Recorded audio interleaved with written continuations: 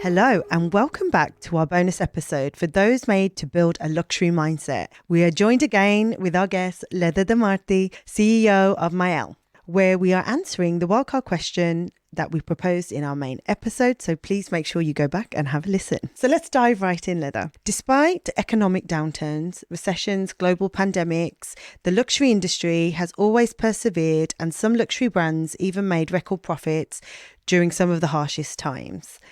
What do you foresee as the biggest challenges and opportunities for luxury brands in the coming years? Wow, it's a big question. A big question. Yes. What I'm going to say, it will probably go on for the next 5 years. That will be the biggest challenge that I see, is that the brands must learn how to be relevant to their audience. Mm-hmm. And not only related to the products or trendy on the trends forecasting, etc. I think they should be relevant on the point of view of taking parts. So it would be required to fashion brands, because as we say, there is a lot of exposure and they bring a lot of messages, to take decisions and to state where they stand for. So why and who they cheer and who they doesn't cheer. So that will be request to be very clear in their statement, and it will be always more and more important for them. And clients will decide to keep buying from them or boycott them based on these decisions. Absolutely. So I think staying relevant and be perceived as the good ones will always be the challenge at this point. I think it goes back to protest and your spending power and how much power that actually really has. Like, I know myself, and we talked about this in our sustainability episode a little bit as well. Like, you want to see that, you know, where you're putting your money, you know, contributes to social impact in a positive way. And that translates out, like you said, across all the genres, not just kind of fashion, food as well, and all aspects of your life, because you want to be making an impact in a small way as the kind of end consumer. And I know I definitely try to do that as much as I possibly can. Is there an example that you can give us of a brand that's done it well? Brands that have done it well, where there are different ones, I would say probably Loro Piana is the one that comes to my mind. Last year, they came out with a very big campaign related to, of course, petroleum and, you know, products coming from plastic and from oil. And it was a very impactful campaign. I suggest you to, and also to the ones tuning in to just watch it, because these models were coming out from this black, and then they were just opening their arms and they were just wearing like Loro Piana garments that was this on the runway? No, this was like a campaign, like a video. Okay, yeah. It was a big one because they were showcasing that you don't have to choose that. You can choose something else, and you can choose products that come from nature, but also they don't harm nature, because of course they comes from sheep and even the merino, so the best quality ones that are treated very well, probably better than me and you. And those animals, of course, they're treated well, they are treated in a certain way, grown up this way. So they were trying to tell them, you can choose us, choose products. You can have both. You can have luxury and sustainability. Definitely. Merged. And quality, right? And quality. So the the main purpose of this campaign was, you can choose to buy something expensive, but they will last you for 7 years, or you can choose something that will just last you for the next season, and they will be not trendy anymore. So you have the choice. It's up to you how you want to spend your money, because then you're going to spend the same money with something that maybe you can resonate to, gives also a message. And Loro Piana does a lot of charity as well. So they really spend those money for people, because even these animals, they live in South America, so they reinvest this money also. They pay for their local manufacturing, craftsmanship. So they do something back to the population that are producing them and taking care of the environment of the animals as well. So that's something nice. And when we think of luxury and we think of sustainability, what are your thoughts on the integration of, say, more vegan products and things like that? Do you think it impacts the quality, or do you think that it kind of is an innovation in a good way? So on vegan products, I always think, first of all, on leather. That's what really comes to my mind all the time. I think leather has a problem that innovation is not fast enough. So when it comes to bags or any other goods, I think fake leather, which is produced from, I would say, vegetables. We saw banana. We saw so many vegetable and fruits where this can come from. I believe in that, even cactus. So I believe that can happen. When it comes to shoes, animal leather still doesn't have a good competitor, still doesn't have something to go for, unfortunately. Still, the machines are not innovative enough. Still, nothing can really make your feet breathe as much as the real leather, because it's animal, of course, it's skin, so that makes you breathe the most. So still nothing has come. I hope something will come out, because I think the only part that we can completely skip is fur. Like, we can delay the fur, the real one and the fake one. The fake one is even more harmful than the real one, because it's produced by oil, of course. So it's even more creating more pollution and stuff. But the real one is very badly produced. The animals suffer so much. There is so much going into it. So there's a very cruelty industry that I think we can really get rid of. To rest, yes. Yeah, we can get rid of that. But leather for shoes, goods, for that is really something that haven't been clicking yet. Yeah. They haven't found. So I hope the research will go into that.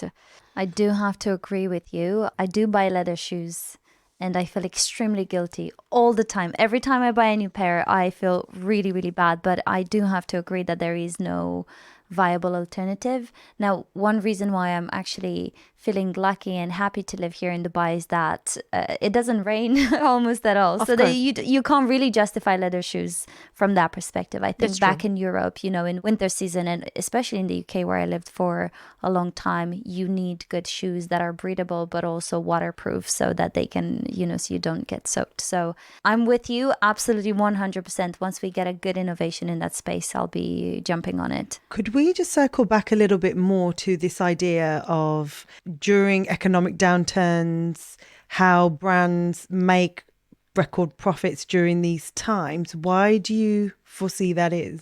Is there intel that you can share with us as to what aids this? So the reason why luxury industry does never fail, not even the hardest time, is because the audience, it's so depending on it that not even that will stop them to buy. So what I would say is that who buys luxury usually, so we're talking about the usual target, not somebody who buys it sometimes, who buys it regularly. It only buys luxury, which is a big chunk of population in the world. We have millionaires and billionaires, so they exist. And they are that kind of loyal consumer. First of all, they're not that impacted by those situations. So recession, global pandemics, as you said, they don't really get affected by those. I was actually listening today to an interview of one of the Bain partners in China, and they were asking her, why China has been going into these recession moments. And she said, well, actually the high spenders didn't go through anything. They were still at the same level. They were buying the same. They were acting the same. They were still using private jets, etc. So they were not really, I would say, limited by all the situation, because they live on another parallel world, I suppose, and they don't really see what's happening for the rest of the people. Untouched. Yeah, so she said maybe just the middle class was very affected by those. Yeah. So that are the ones that they need to work to actually, and actively work and actively travel the proper way to actually make their own living. So that category will never be affected by anything, I think. Not even by wars, not even by social shift, not even by very hard situation. They will still be on another. What I think is because those people are usually also old at this point, or they are son or daughters of older people that are wealthy people, right? So those are still people that care about the quality. So whatever controversial brands go through, they don't really care. They will still buy from them because they're used to that. They only know that. You know what? Actually, The legacy. And it will take more time for them to find another brand that they care about as much of. No, they care how much. They have the same values. That they like the same quality.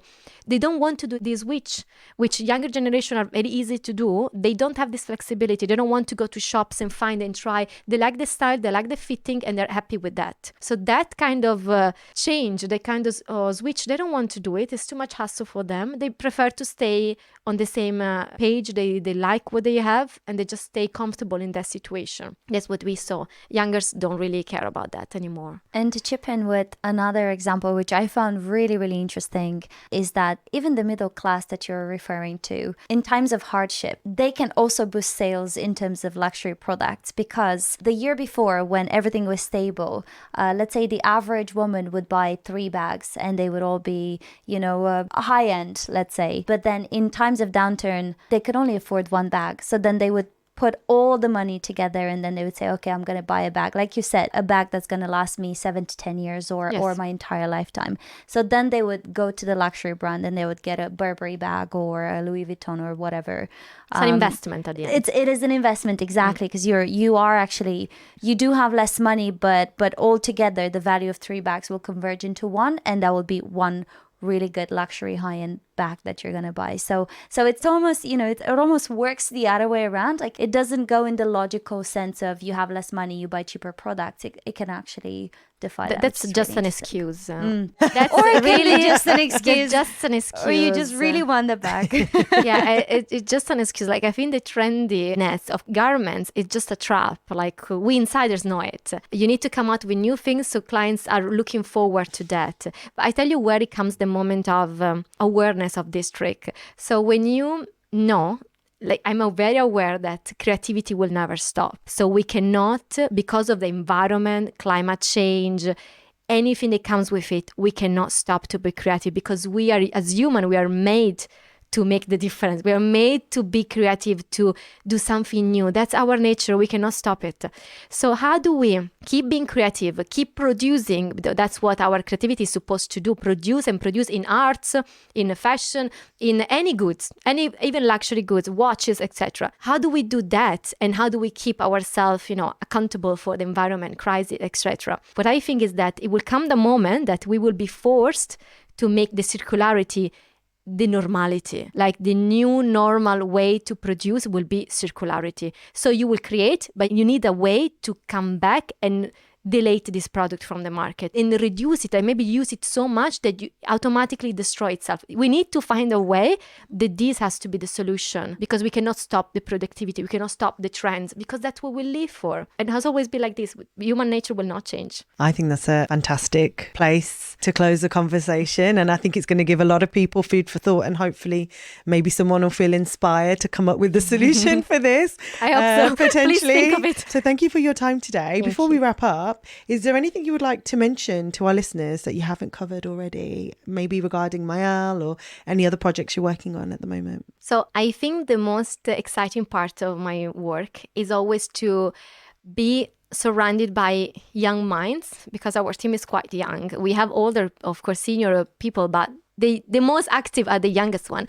What I like is that we really create a group of innovation, I think, inside, also because we invest in startups now, mostly in fashion, like solution for fashion, but still in the same environment. And what excites me for this new year, that we opening other 2 heading of departments. So we're opening cosmetics and beauty and jewelry. So those new challenges are really important for us. And I'm looking forward to find, the new, of course, we have already some expert in those, but I'm looking to connect with new ones in cosmetics and jewelry, because I think those 2 industries in Middle East can be very, very much interesting for us. And I see the potential. Oh, yeah, incredible. Really exciting. We look forward Those to it. Those are my as 2 well. favourite subjects as well. Jewellery and cosmetics. So, I love that. Thank you for sharing. Thank you so much for both of you. No, Bianca, thank you, Leda. It was such a Mandy. pleasure to have you on, and I feel like you've left us with so much to think about and so many new insights. So really appreciate it. Thank you both. Thank you. Ciao. Ciao, everybody.